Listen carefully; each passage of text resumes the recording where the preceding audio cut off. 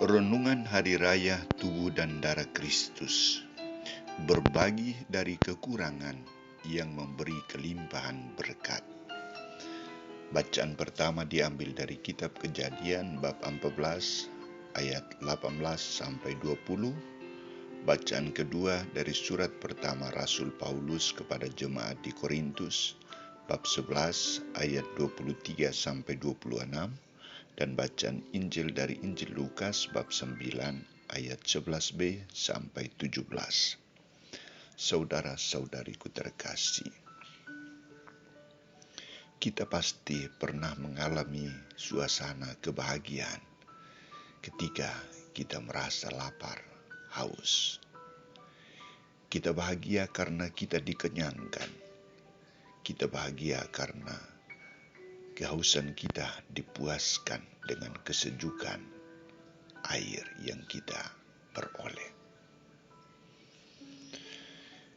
Kisah pergandaan roti yang diceritakan dalam Injil hari ini memberikan kegembiraan bagi 5.000 orang laki-laki, tidak termasuk anak-anak dan perempuan. Maka untuk merenungkan lebih dalam kisah ini, saya coba membaginya dalam 2 bagian. Pertama, kehadiran Yesus selalu memenuhi kebutuhan jasmani dan rohani manusia. Di satu pihak, Yesus melaksanakan tugas pewartaan sabda Allah dan karya penyembuhan. Ia mewartakan sabda Allah, menuntut manusia menuju kehidupan yang baik dan benar, menuju kerajaan Allah. Untuk menghadirkan kerajaan Allah, Yesus mewujud nyatakan melalui karya penyembuhan yang dilakukannya. Karya penyembuhan ini bertujuan untuk menumbuhkan iman dan membuka wawasan umat Israel bahwa kehadiran dan peran Allah masih terus berlanjut dalam pribadi Yesus Kristus. Maka Yesus menuntut para murid-Nya untuk memahami, mengerti, dan menerima, mengimani kehadiran dan karya yang dilaksanakannya. Kepada mereka yang disembuhkan dituntut memiliki iman akan Yesus. Iman inilah yang akan membawa mereka untuk melaksanakan tugas pewartaan. Iman inilah yang akan menghidupkan mereka untuk bersandar pada Yesus sebagai sumber kehidupan, sumber penyelamatan bagi mereka.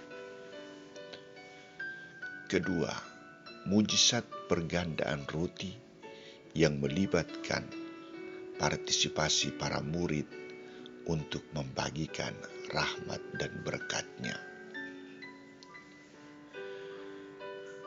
Dalam suasana lapar orang banyak, Yesus menuntut para murid-Nya, kamu harus memberi mereka makan.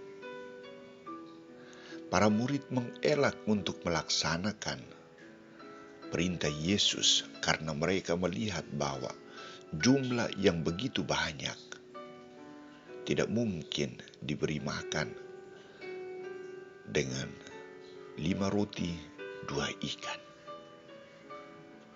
Tetapi Yesus mempergunakan kesempatan itu untuk melibatkan para murid dalam karya tersebut.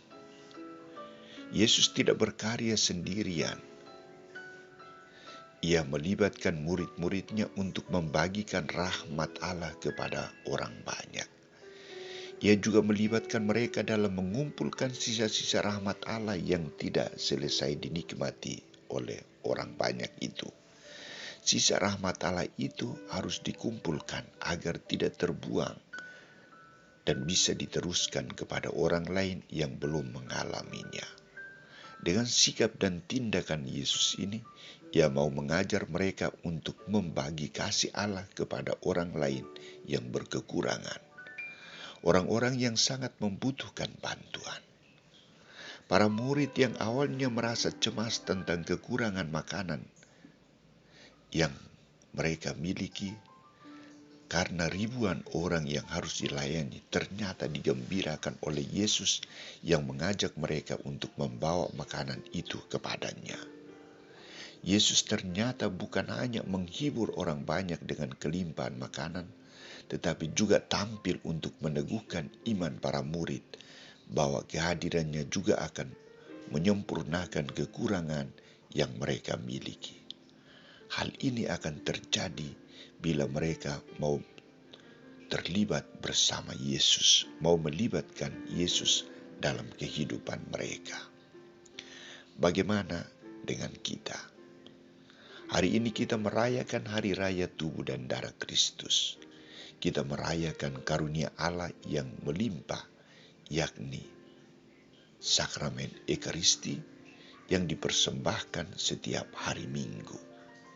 Dengan perayaan ini kita dapat merasakan bahwa Allah terus-menerus membagikan rahmat-Nya yang berlimpah kepada kita. Dan tugas kita adalah menjaga agar mujizat pergandaan roti terus-menerus terjadi. Lakukanlah ini sebagai kenangan akan daku. Kita dituntut untuk menimba rahmat dari Ekaristi. Rahmat itu mendorong kita untuk melayani sesama.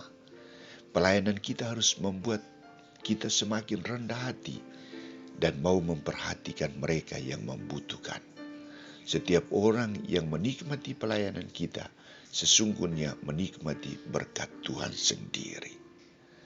Andai kata semua orang Katolik bersikap rendah hati dan saling menolong, tidak akan ada lagi yang hidup susah, karena orang yang mempunyai akan memberi sebagai yang dimilikinya kepada orang lain yang berkekurangan. Itu sungguh-sungguh mujizat kalau kita mau membagikan rahmat itu kepada mereka yang berkekurangan. Yang menjadi soal adalah kita belum memiliki hati untuk berbagi dengan orang lain. Untuk itu, melalui peristiwa hari ini, kita belajar untuk membagi dengan sesama. Tuhan akan tetap memberi rahmat kehidupannya kepada kita.